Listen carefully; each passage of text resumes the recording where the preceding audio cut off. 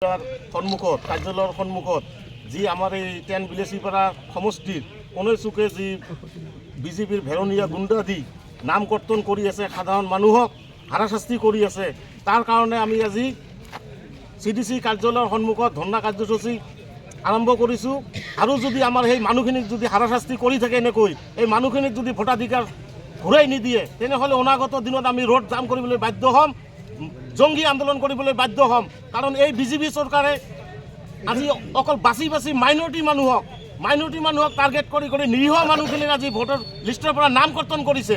আজি সেই দুখীয়া মানুহখিনি নিজৰ পৰিয়ালক পোহপালন দিব না সেই কাগজ পাতি লৈ ঘূৰি ফুৰিব। আমি শংকিত হৈছোঁ এইখন চৰকাৰৰ কাৰ্যকলাপ লৈ।